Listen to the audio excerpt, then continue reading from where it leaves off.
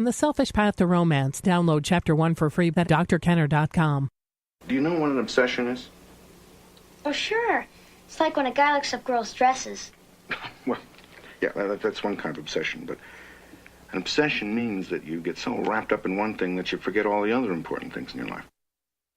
Has that happened to you? You get so wrapped up in one thing. It may not even be an important thing in your life, but maybe you're dusting too much around the house, or your wife is so busy, say your wife is so busy with the kids that she has zero time for your romantic life or for you, or you're so wrapped up with work, or that, whether you're male or female, that you just don't have time for your kids.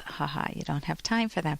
Well, obviously the key is sitting down, writing down your priorities. What's most important in your life?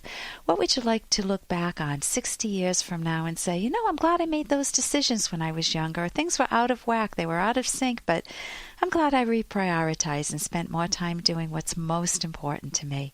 Because that's what counts in the long run, the things that are most important to you, assuming that they're rational, of course. Here's an email from somebody who wants to win her husband back.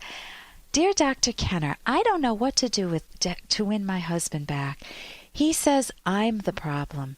8 years ago, my husband and I were dating, and we had gotten into a fight, which resulted in his leaving me at a music fest, and I did something really stupid. I cheated on him with Mac, an old friend of mine and an enemy of his. Last July, I finally admitted to cheating. My husband Joe contacted Mac after I told him. Mac denied it, which made my husband furious.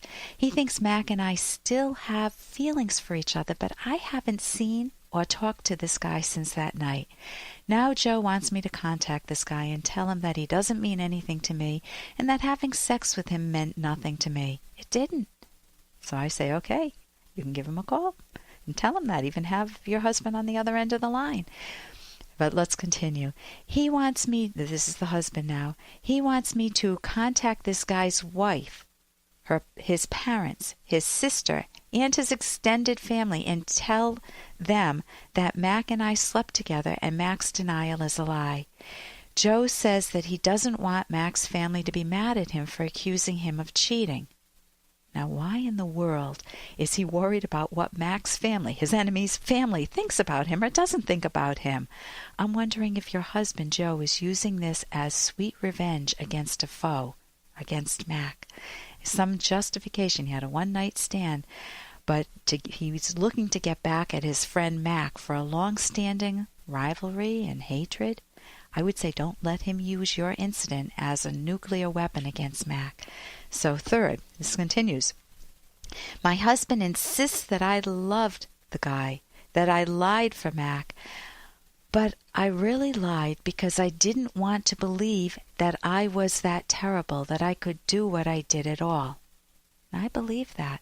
I believe that people will say I didn't lie because I didn't want to hurt your feelings, but instead they lie because they don't want to recognize a bad choice that they themselves made. They don't want to look in a psychological mirror for themselves. So I believe you here. She continues, my husband says he doesn't need to attend counseling. Only I do. How do I make our marriage better? I've already told my dad and mom and my best friend that I had this one-night stand. My husband Joe thinks everyone should know so that they understand his anger towards me. My husband lives it daily. He even tells me he doesn't think we will be together in the next couple of years. I don't want to lose him. He's the father of our kids, and we had a good, not a perfect relationship, but a good relationship with each other. But we truly loved each other. I miss that. How can I show him that I love him? I am so sorry. That when I cry, it is because I am sorry. That when I say I am sorry, I mean it. That he is the man I dream about, crave, and who my heart yearns for. Thank you for your time, Shauna. Shauna, I think you need to get angry with him. I think you need to take pride in the character you have been built since those years, since that one-night affair. I think you need to take pride in the fact that you told him. I think you need to take appropriate means to build amends with him, but you've already done that. I don't think the fact that he's blowing it all out of proportion and the fact that it was his enemy, not a friend, is his issue. He needs to deal with that. And the fact that he's escalated it to the point that he is and he's making a mountain out of a molehill is not fully your problem. I mean, I think you do need to give him evidence that you're not still in love with Mac. There are no love letters that, no big stash of love letters that he found, 8 years worth, or no phone bills that he's paying for. There are no absences. He probably will ask himself, have I missed anything else? This is just the tip of the iceberg, and that's a legitimate question from his perspective. But you need to be able to say, listen, enough is enough. I've told you about this. I don't have any connection with him. It's over. I'm not going to apologize ad nauseum for this. It's not like I have been sleeping with him for the past 8 years. And we were not even married. We were dating. It was 8 years ago. We had a fight. You contributed to this. Not the fact that I slept with him, but the fact that I was angry with you. You left me at a music festival. So take ownership in your role in our problems. This may be the tip of the iceberg. Maybe your husband has had an affair, or maybe he's hiding some things that he's disgruntled with in your relationship that have not yet come out. And I highly recommend therapy for yourself if he's not willing to go for it.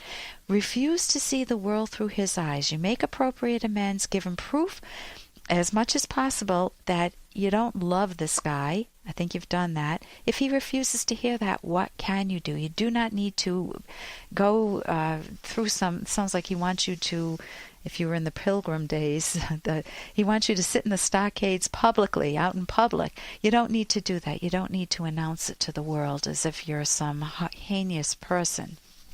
So what I recommend is speaking with him, seeing if he'll go to therapy to rebuild the trust. Right now he's throwing away the marriage, not you. So you want to go to therapy and see if he can come back to his senses and deal with the issues that are long-standing with his friend, because you definitely hit a nerve with him. I'm Dr. Ellen Kenner. You're listening to The Rational Basis of Happiness. And have you ever wondered what it was like to be a cop and to have someone point a gun at you? This is from a book, The Truth About Self-Protection by Massad Ayoob. He said, whenever the subject of crime comes up among civilians at a gathering, I always hear stories of how responding police officers were cold and unfeeling towards the victims. He said, I used to take those stories seriously. Then I became a police officer. I was 23 years old with a college degree, one of what used to be called the new breed, who really bought into the ideas that the Boys Town line goes, there's no such thing as a bad boy. In police work, I got a very quick education on the street. I think the turning point came the night an armed robbery suspect vehemently told me as he was being led away, Pig, I would have blown your head off if I could have grabbed my gun the second you stepped out of that police car. It was the first time in my life a human being ever told me that he wanted to kill me, and he meant it. And he would have if he could have. And to my great horror, I heard myself answer, I know. That's why I got out of that police car with this shotgun pointed at you. I no longer believe that there is no such thing as a bad boy. I changed my mind after I met and interacted with and interviewed human beings who were evil. There's no other word for it, evil. That's an important lesson from a police officer, Massad Ayoob. Actually, he's a trainer. He's one of the top police officers in the country. I'm Dr. Ellen Kenner, and when we get back, we're going to talk about a woman who feels like her whole life she's been put down as being a bad person and she doesn't know how to deal with it. I have some suspicions of what's going on. I'm Dr. Ellen Kenner on The Rational Basis of Happiness. Here's clinical psychologist Dr. Ellen Kenner. Why do so many of us privately feel confused about sex? One author, Dr. Barback, sheds light on why we love and hate sex. We have what she calls a sex is good, sex is bad script in our minds. Barback says, We are often told that sex is dirty, and yet we're told to save it for someone we love. I've often wondered why we should want to save something that's dirty for someone we love. Have you picked up some ideas that are taking the sexiness out of sex for you?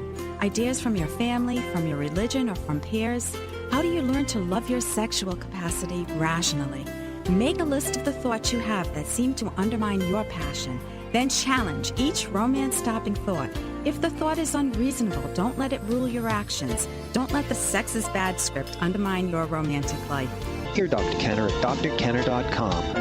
And you can call her toll-free anytime, 24/7, and leave a recorded question. That's 877-DRKENNER.